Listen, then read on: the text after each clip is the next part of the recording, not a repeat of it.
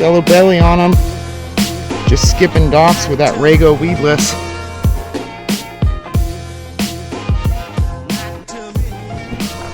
My GoPro died right as I caught this fish, so I hope you guys got it. Right through the eye. Let's get this hook out of him.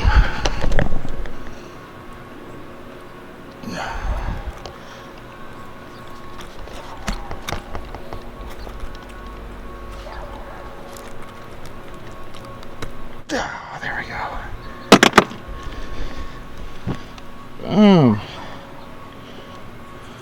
Came right over there next to those toolies. So, pretty stoked. It's been a long morning. We got a little cloud cover, low pressure system moving through. And yeah. Man, I hope that fish catch was on there. I've been skipping docks for like an hour, and man, it's been hard, and my GoPro died literally right as I set the hook on this thing, so I hope you guys saw it. But anyways, let's get this fish back in the water.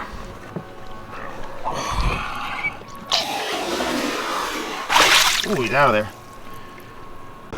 Well, I just got that fish. I'm gonna head back in real quick, guys, and then we'll go over what I was throwing and how I was throwing it.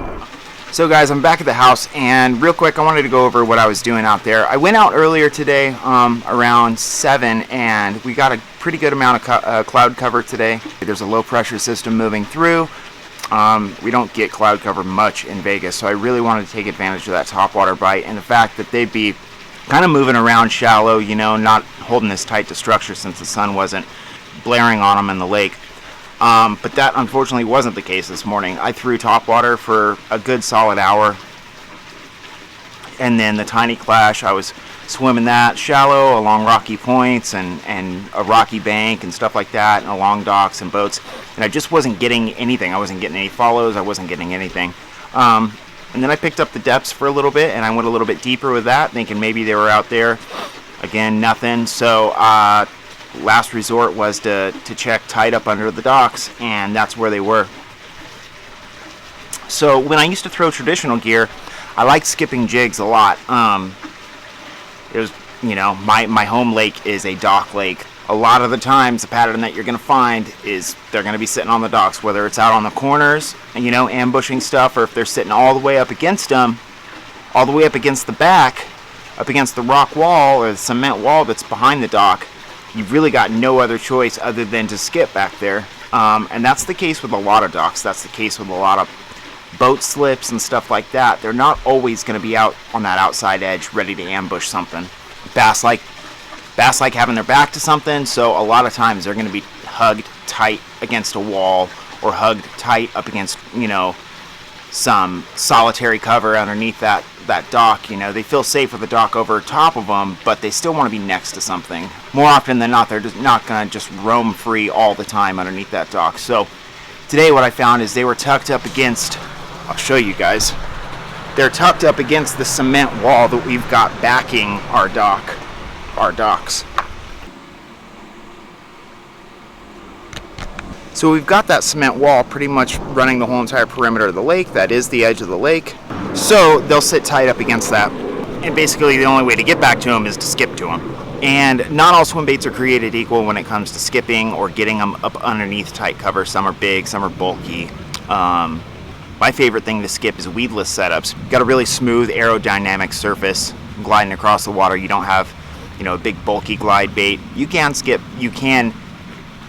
glide baits up under there, and bigger baits too, but a lot of times the soft plastic baits, Huddlestons, the Rago weedless I was using today, 316 weedless setups, stuff like that, they're a lot easier to skip because you don't have things hanging up on the water. You'll skip it back there and it's a reaction bite. They get startled, something comes into their home and they just inhale it.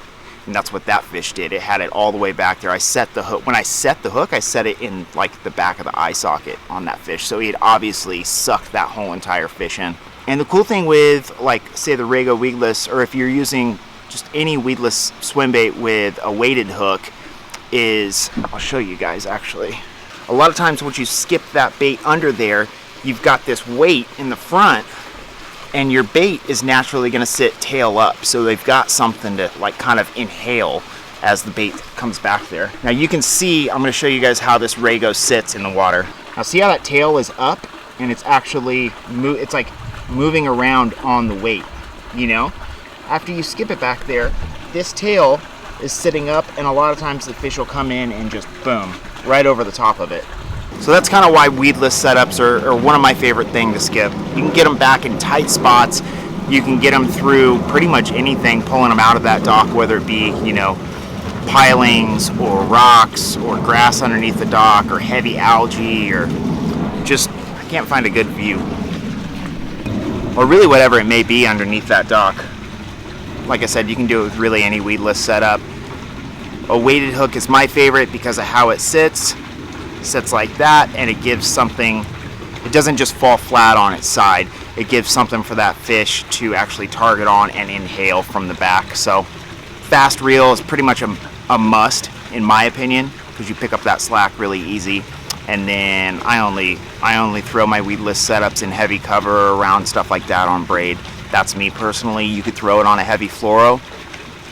I just know that braid's going to get me out every single time. For the most part, you know, braid's going to get me out. As far as skipping it goes, that's something that you just got to practice with. I prefer a backhand skip. I feel like it's a little bit easier. You can get that pendulum going a little bit more, and you just have a smoother entry in my opinion. But that's, you know, that's up to personal preference. Play around with it. If you've got some shallow water that you can sit with your rod and your reel in a weedless setup, sit there and practice skipping. If you already know how to skip jigs, then it should be no problem. Honestly, the weight of the bigger bait, it kind of helps that momentum, and it really gets it back there, far up underneath those docks and those tight spots that's hard to get to with other baits. So I didn't really plan on making a skipping video today, but that's what happens sometimes. A lot of times you got to adjust, and you got to figure out what they're doing and where they're at, and you got to be ready for that. So if you guys haven't subscribed, go ahead and click the subscribe button below. Make sure you give this video a thumbs up and share this on social media if you haven't done so already. I'm gonna get ready for work like always. I will see you guys next time. Sorry, this is kind of a short video, but I'm glad I got a fish on it for you. I got some fun stuff coming up, so you guys stay tuned, all right? Stay safe out there. Tight lines.